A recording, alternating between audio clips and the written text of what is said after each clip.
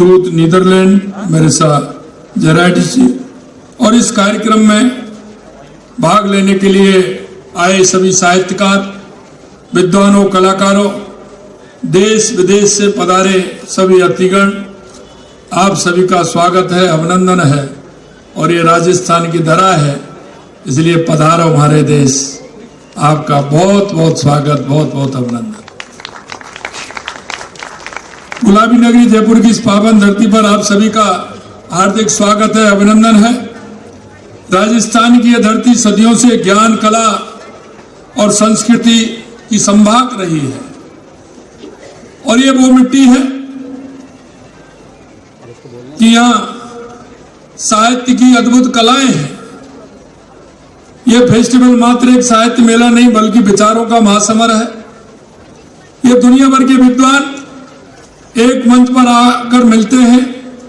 आज जब मैं इस मंच पर खड़ा हूं तो मुझे अपार गर्व है और महसूस भी हो रहा है कि जयपुर एक बार फिर से साहित्य और समागम की मेजबानी कर रहा है।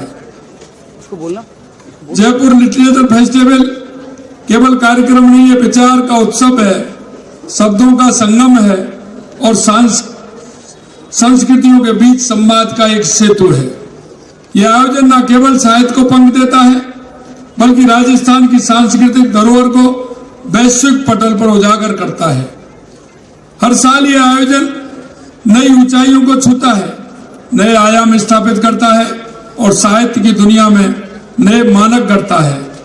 साहित्य के बारे में हमारे पूर्वजों ने कहा है कि साहित्य, संगीत और कला से विहीन मनुष्य पशु के समान होता है, क्योंकि मनुष्य के अंदर जो वृत्ति होती है वो किसी ना किसी उससे जुड़ा हुआ होता है, और वो जुड़ा हुआ होता है तो उसके मन के भाव भी खुले हुए होते हैं। साहित्य मनुष्य की संवेदनाओं से जोड़ता है, साहित्य मनुष्य को करुणा से जोड़ता है, साहित्य मनुष्य को विनम्र बनाता है, साहित्य मनुष्य को चिंतनशील बनाता है। इसलिए आप ध्यान से देखिए तो हमारे पूर्वजों ने ज्ञान, विज्ञान, अनुसंधान, जन कल्याण के ग्रंथ, श्लोक लिखे हैं। उन्होंने ज्ञान को साहित्य के द्वारा लोगों तक पहुंचाया है, उसे लोकप्रिय बनाया है, उसे जन जन को बनाया, उसे जनप्रिय बनाया। मित्रों, व्यक्ति को अनुभूति जब होती है वो तीन प्रकार से होती है। या तो वो देख करके होती है, या वो सुन करके होती है, या वो पढ़ करके होती है। और मैं चाहता हूं कि जिस तरह की अनुभूति उसको होती है, उसके मन में जो प्रश्न आते हैं और जो उसकी सोच बढ़ती है, वो हमारे साहित्य का ही एक दर्पण होता है। और इसलिए हमारी अनुभूति जो होती है, उस अनुभूति के आधार पर ही हमारा साहित्य गढ़ा जाता है। चाहे मुगल आक्रांताओं के विरुद्ध हमारे वीरों को प्रेरित करना हो, चाहे आजादी के आंदोलन में सेनानियों में जोश भरना हो, चाहे आपातकाल के दिनों में तानाशाही शासन को चुनौती देना हो, चाहे युद्धों में सीमा पर सेना का हौसला बढ़ाना हो, साहित्य हर दौर में हर समय राष्ट्र निर्माण का कार्य करता है। साथियों, जब हम साहित्य और संस्कृति की बात करते हैं तो मुझे हमारे माननीय प्रधानमंत्री यशस्वी श्री नरेंद्र मोदी जी का एक प्रेरक संदेश याद आता है। उन्होंने कहा कि कहीं भी आप कार्यक्रम में जाते हो, गुलदस्ता नहीं, पुस्तक भेंट करनी चाहिए, पुस्तक भेंट करनी चाहिए। तो हमारे साहित्य का दर्पण है। यह केवल एक वाक्य नहीं है, यह एक दृष्टि है, एक सांस्कृतिक क्रांति का आह्वान है। गुलदस्ता कुछ दिनों में मुरझा जाता है, लेकिन पुस्तक पीढ़ियों तक ज्ञान का प्रकाश फैलाती है। इसलिए हमें पुस्तक भेंट करनी चाहिए। प्रधानमंत्री जी का यह कथन उनके गहन साहित्यिक प्रेम को दर्शाता है। किताब केवल पढ़ी नहीं जाती बल्कि जीवन को समझने का एक नया दृष्टिकोण देती है। साथियों, राजस्थान केवल किलों और महलों की भूमि नहीं है, यह साहित्य, संगीत और कला की यह पुण्य भूमि है, जहां सदियों से रचनात्मकता का दीपक जलता आया है। आमेर के किले से लेकर हवा महल तक हर पत्थर की कहानी अलग है। और राजस्थान ये वीर भूमि है, ये शक्ति की भूमि है, ये भक्ति की भूमि है, यह महाराणा प्रताप की भूमि है, महाराजा सूरजमल की भूमि है, ये त्याग की प्रमूर्ति पन्नाधाय की भूमि में भक्ति की भूमि मीराबाई की भूमि है और पर्यावरण को अपने आप को समाप्त करने देने वाली माँ हमारी माँ की भूमि है, जिसने अपनी बेटियों सहित अपने आप को समर्पित कर दिया। आमिर पृथ्वीराज रासो, जिसे हिंदी का पहला काव्य कहा जाता है, राजस्थान की रासो परंपरा वीर गाथात्मक संस्कृति का अद्वितीय उदाहरण है। मीरा की भक्ति से भरे भजन आज भी करोड़ों हृदयों को स्पर्श करते हैं। विजय दान देता, कन्हैयालाल सेठिया, कोमल कोठारी, महान विभूतियां राजस्थान की संस्कृति की चेतना की मिसाल है। हमारे यहाँ ढोला मारू की प्रेम कहानियां और लोक गीतों में जीवन के रंग हैं। साहित्य हमारी रंगों में बहता है, हमारी लोक गाथाओं में जीता है। जब जयपुर जैसी सांस्कृतिक नगरी में इतना बड़ा साहित्य सम्मेलन होता है तो यह परंपरा और आधुनिकता का अनूठा संगम बन जाता है। राजस्थान और जयपुर के लिए आयोजन साहित्य के नए रंगों से रूबरू होने का अवसर प्रदान करती है। देश विदेश से आए लेखक अपनी रचनाओं और अपनी विचारों में हमें परिचित करवाते हैं। देश विदेश से आए लेखक अपनी कलम की धार से हमें सोचने को वरी कहते हैं। ये हमारे युवाओं के लिए एक अद्भुत अवसर है। हमारे विद्यार्थी, हमारे युवा लेखक देश विदेश के बड़े साहित्यकारों से सीधे संवाद करते हैं। मैं उन विचारों से रूबरू होते जो दुनिया को आकार दे रहे हैं। यह अनुभव किसी भी कक्षा की शिक्षा से कहीं अधिक मूल्यवान है, क्योंकि कुछ अनुभव ऐसे होते हैं जो जीवन के अंत तक भी हमको सीखने की प्रेरणा देते हैं, क्योंकि कोई भी पूर्ण नहीं है। अगर साहित्य के क्षेत्र में, कथा के क्षेत्र में किसी में अगर कोई अपने आप को पूर्ण मानता है, आज की डेट में कोई भी पूर्ण नहीं है। कहीं ना कहीं हर उम्र उनको सीखने के लिए प्रेरित करती है और हमारा साहित्य हमेशा वो सिखाने की प्रेरणा देता है। यह आयोजन जयपुर को वैश्विक मानचित्र पर एक बौद्धिक राजधानी के रूप में स्थापित करता है।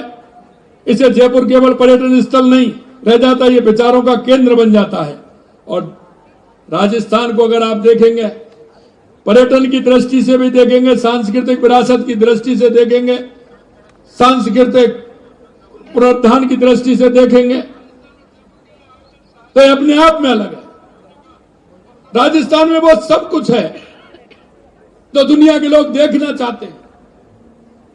राजस्थान अद्भुत प्रदेश है, जहां आप जो देखना चाहते हैं वो आपको मिलेगा। यहाँ के बड़े बड़े किले, बड़े बड़े महल आपको देखने को मिलेंगे।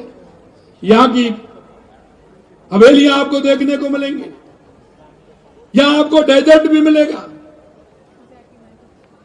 तो आपको डेजर्ट के साथ साथ हमारी झीलें भी आपको मिलेंगी। राजस्थान के अंदर झीलें भी बहुत प्यारी प्यारी हैं। यहाँ आपको अभ्यारण्य भी मिलेंगे, तो यहाँ आपको बर्ड सेंचुरी भी मिलेगी। यहाँ आपको अगर देखेंगे तो अगर मैं धार्मिक टूरिस्ट की बात करूं तो आपको हर 40 किलोमीटर पर कोई ना कोई ऐतिहासिक धार्मिक टूरिस्ट भी आपको मिलेगा। ये वो पैलेस हैं जो कहीं भी जाते हैं, किसी प्रदेश में जाते हैं, किसी देश में जाते हैं तो एक दो देख करके आ जाते हैं। राजस्थान में आएगा तो एक टिकट में 4-4, 5-5, 6-6 फिल्म देखते हैं। ये राजस्थान की धरा इस तरह की धरा है। साहित्य में शक्ति और सीमाओं को मिटा देते हैं, भाषाओं को जोड़ देता है, फेस्टिवल में सिखाता है कि साहित्य की सीमा परे है। ये राजस्थान की रेत को विश्व महासमर से जोड़ता है। और मैं आपके माध्यम से मैं स्वागत करना चाहता हूं राजस्थान के प्रवासी भाइयों को, जिन्होंने देश और दुनिया में राजस्थान की मिट्टी की खुशबू को और अपनी संस्कृति को महकाने का काम किया है। मित्रों, हमारा दायित्व है कि हम छोटी छोटी बातों से हमारी जो संस्कृति है, यह दुनिया की अद्भुत संस्कृति है, आपको देखने को मिलेगा। चाहे हमारा स्वच्छता हो, पर्यावरण हो, शिक्षा हो, चिकित्सा हो, उनमें कहीं ना कहीं आप गहराई से जाएंगे तो आपको हमारी संस्कृति का आभास होगा। आप उसको देख पाएंगे कि हमारी संस्कृति किस तरह की है। हमारी संवेदनाएं, क्योंकि अगर हमारे अंदर संवेदनाएं हैं तो हम समाज से जुड़कर के काम करते हैं। अंतिम पायदान पर खड़े उस व्यक्ति की भी चिंता करते हैं। इसलिए मैं आपसे कहना चाहता हूं, हमारी संस्कृति, हमारी विरासत, हमारे देश के यशस्वी प्रधानमंत्री नरेंद्र मोदी जी कहते हैं विरासत और विकास साथ साथ चलना चाहिए, और इसलिए हमारी जो संस्कृति है उसको हम आगे बढ़ाते हुए हमें काम करना चाहिए। अंत में सभी साहित्यकार, आयोजकों को, स्वयंसेवकों को और दर्शकों का आभार व्यक्त करता हूं। मित्रों, हमारे जीवन में एक छोटी सी बात होगी, वो हमें प्रेरणा देती है। हम पर्यावरण की बात करते हैं, लेकिन पर्यावरण की बात वो करते हैं जिन्होंने जीवन में एक पेड़ नहीं लगाया, जिन्होंने पर्यावरण के लिए कभी उनके मन में विचार नहीं आया। मैं आपसे कहना चाहता हूं, अरे पर्यावरण तो वो है, आप अपने घर का भी सुधार कर लेंगे तो निश्चित रूप से हम बहुत कुछ सारी चीजों को बचा पाएंगे। हम कितना प्रदूषण करते हैं, गाड़ी से जाते हैं, क्या कभी हमने सोचा है, हमने विचार किया है? हम देखते हैं कि घर में बैठते हैं, एसी हमारा 17-18 पर चलता है, लेकिन कंबल ओढ़ के सोते हैं। हम जब कोई भी काम करते हैं पानी का दुरुपयोग करते हैं। यह सोचने के लिए नहीं है, यह करने के लिए है। और हमारी संस्कृति को आपने देखा है, हमारे पूर्वजों ने पहाड़ों को भी पूजा है, नदियों को भी पूजा है, पेड़ों को भी पूजा है, क्योंकि वो हम संस्कृति और पर्यावरण के भाग हैं। जिसलिए हम नदियों को भी पूजते हैं, पहाड़ों को भी पूजते हैं और वृक्षों को भी पूजते हैं। मेरे भाई और बहनों, इस पूरी विरासत को हमें बचाना है। पूरे विश्व को अगर हमें संदेश देना है, क्योंकि यह यहां की समस्या नहीं है, यह पूरी दुनिया की समस्या है। अगर उस समस्या से निजात पाना है तो हमारी संस्कृति से, जो हमारे को ज्ञान देती है कि हमारे पहाड़, हमारी नदियां, हमारे पेड़ जो हमारे पूजनीय हैं, उनका हम सम्मान करें और हमारे पर्यावरण को बचाने का काम करें। मैं निश्चित रूप से आप सभी से इतना ही कहना चाहता हूं, आप सभी का अभिनंदन करता हूं, स्वागत करता हूं। अगले 5 दिनों तक विचारों का महासमर बनने वाला है। मेरा आप सभी से अनुरोध है कि इस अवसर का पूरा लाभ उठाएं, चर्चाओं में भाग लें, प्रश्न पूछें, नई किताब खरीदें, लेखकों से मिलें, साहित्य को जीवन का हिस्सा बनाएं। अगर इस तरह की साहित्य योजना नई पीढ़ी में ऊर्जा भर रही है। हम प्रदेश के विकास के साथ साथ अपनी संस्कृति और साहित्य के विकास के लिए भी प्रतिबद्ध हैं। हम चाहते हैं कि हमारी संस्कृति का, हमारे विचारों का आदान प्रदान हमारी उस युवा पीढ़ी के साथ हो, क्योंकि सदियों से हमारे उन पूर्वजों ने हमारी इस संस्कृति को जिस तरह से पूर्ण रूप से एक समग्र बनाया है, और वो है वसुधैव कुटुंब की भावना को लेकर के जो चले हैं। मित्रों, मैं आपसे यही कहना चाहता हूं कि यह जयपुर लिटरेचर फेस्टिवल की सफलता की कामना करता हूं। आइए हम सब मिलकर इसे सफल आयोजन बनाएं और हमारे सभी साहित्यकार, क्योंकि हमारे सभी साहित्यकार आए हुए हैं, मैं उनसे इतना ही कहना चाहता हूं कि साहित्य अमृत को प्राप्त होता है। साहित्य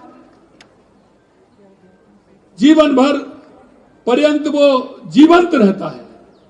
इसलिए हमारे साहित्य को बनाते समय आने वाली पीढ़ी को हम ये संदेश दे करके जाएं कि जो हम लिख रहे हैं उसमें सार्थकता होनी चाहिए, उसमें विचारों का प्रकटीकरण होना चाहिए। उन विचारों से हम आने वाली पीढ़ी को संदेश दें और आने वाली पीढ़ी को हम हमारे इस पूरे विश्व को एक दिशा देने का काम करें। मैं यही कहना चाहता हूं, जिन देशों से जो हमारे साहित्यकार आए हैं उनका स्वागत करता हूं, हमारे देश से स्वागत, हमारे जो देश से लोग आए उनका भी स्वागत करता हूं। निश्चित रूप से यह ऐसा संगम है कि जहां हम आने वाली पीढ़ी को दिशा देने का काम करते हैं, और यह भी निश्चित है कि आप जो लिखेंगे हमारे युवा उसको पढ़ेंगे, लेकिन उनको पढ़ने के बाद वो अनुभूति होनी चाहिए, उस साहित्य पर गर्व होना चाहिए, उस साहित्य को चिरंजीवी बनाने की कल्पना भी होनी चाहिए। यही कहते हुए आज इस उद्घाटन सत्र में आपने मेरे को बुलाया। निश्चित रूप से मैं आयोजकों को और आप सभी को दिल की गहराइयों से बहुत बहुत धन्यवाद देता हूं। जय हिंद, जय भारत, जय राजस्थान।